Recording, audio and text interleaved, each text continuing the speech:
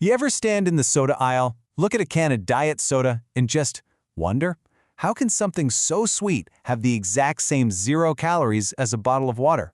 It feels like it shouldn't be possible. Well, today, we're going to crack the code on that very mystery.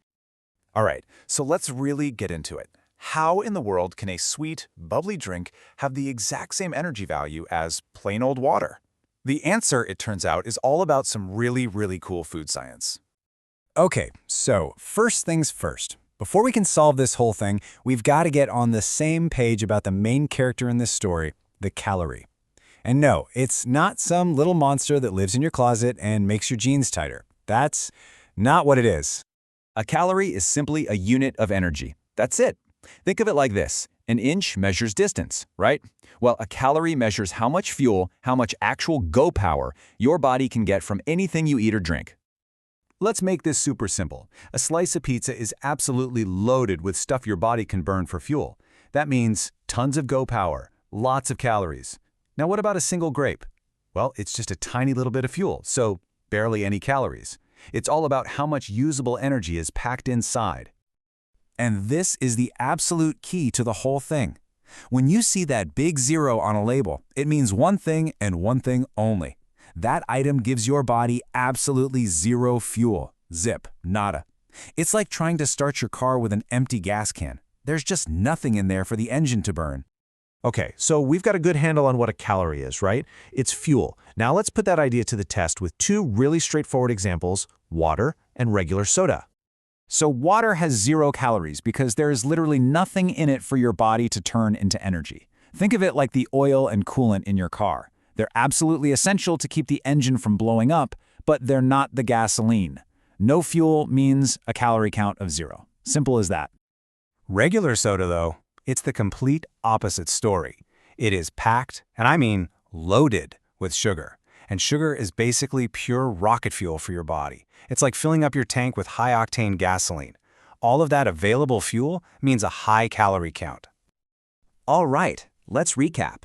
Water, no fuel. Regular soda, lots of fuel. That all makes perfect sense. But now we get to the main event, diet soda.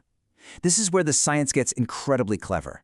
You see, diet soda is basically a professional prankster that's been designed specifically to fool your mouth. The secret to the whole magic trick? It comes down to one thing: artificial sweeteners. Instead of real sugar, diet sodas use these compounds, you can call them fake sugar, that have been engineered to do one job perfectly, to be masters of disguise. Now, to really get this, we first have to look at how real sugar works. Imagine your sweet taste buds are covered in tiny little locks, or keyholes.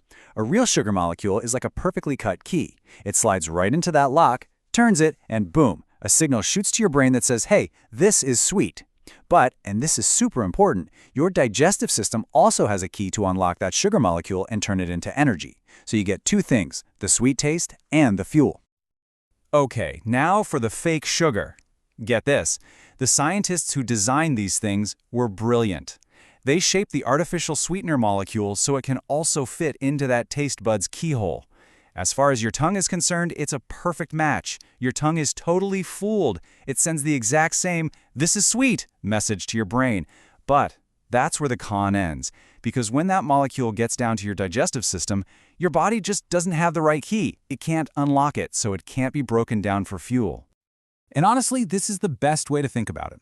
It's like having a wallet that's stuffed with foreign money. Yeah, you can't spend it here, so you effectively have 0 usable dollars. That is exactly what's happening with diet soda. It tastes full of sweetness to your tongue, but to your body, it's worth 0 usable fuel. The substance is there, but your body just lets it pass right on through. So let's put all the pieces together and see why that 0 on the can is, from a scientific standpoint, a completely honest number.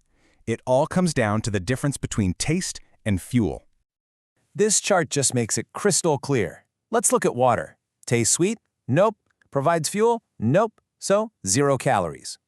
Regular soda. Tastes sweet? You bet. Provides fuel? Absolutely. So, it's packed with calories.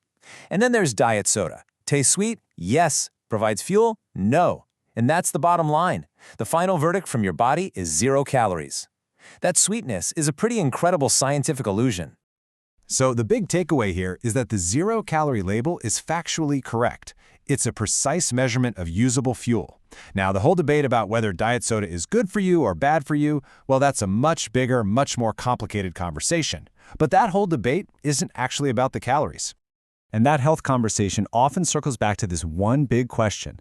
Is it really a good idea to be constantly fooling your brain? I mean, think about it. Your brain tastes something intensely sweet, and it gets ready for that rush of energy that it expects from sugar. But then, that energy never shows up. What does that do long term? That's what scientists are still trying to figure out. And that really leaves us with our final thought.